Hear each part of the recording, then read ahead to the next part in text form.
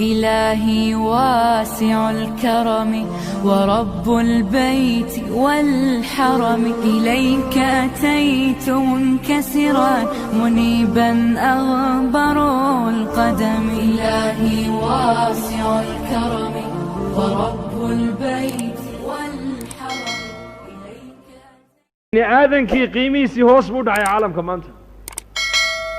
maxaa horumaray? dadka maanta waxay leeyihiin zamankan waa zaman alcasri, waa horumar, waa taqadum. zamankan taqadum maaha, waa ta'ahur weeyaan. taqadum waxaa la yidhaahdaa waa zamankii nebiga calayhi salaatu wasalaam. zamankii nebiga bini aadankaa horumaray. zamankanna maanta berihii iyo xadiidkii baa horumaray. war maan qaldanahay mise waan toosana? yaa bal ka fikira.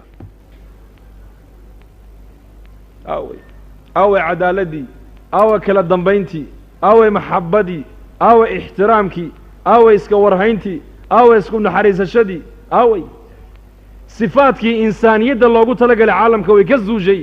sifaat alxayawaaniya baa maanta adduunyada ka dhacaysa. nin walba wuxuu ka fikirayaa sideen anigu noolaadaa. sifaat alxayawaaniya waa maxay? xayawaanku waxa weeyaan, xayawaanku waa 4 martabay leeyihiin, 4 darajo. imse darajo? xayawaanka la yidhaahda bahaayimka la yidhaha almawaashi waalbahaayim cidna ma dhibaan, maslaxadoodana way ka fikiraan. cidna waa shimbiraha, geela, lo-da, ariga, dameeraha, fardaha wamaa ilaa daalika. maslaxadooday yaqaaniin, cidna ma dhibaateeyaan.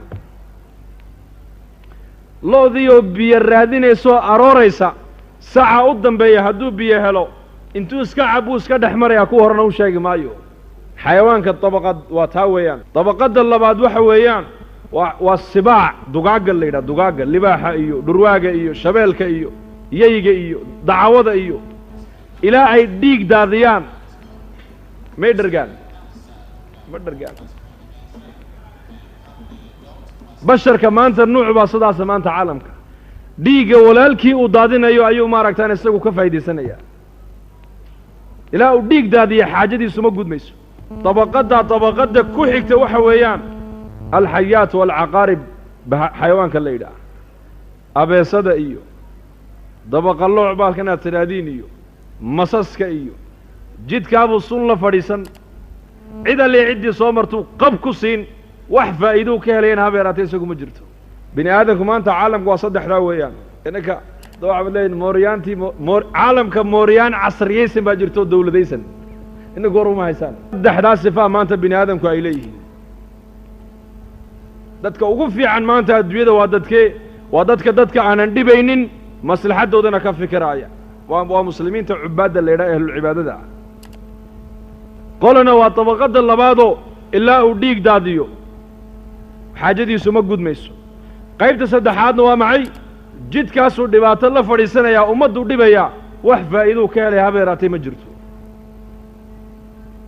hay sifaddii insaaniyaddu aawey? sifaadkaa waa sifaadkii xayawaaniyaddee aawey sifadii basharka loogu talagalay? sifadii basharka loogu talagalay nebigaa sheegoo yidhi laa yu'minu axadukum xataa yuxiba liakhiihi maa yuxibuhu linafsihi.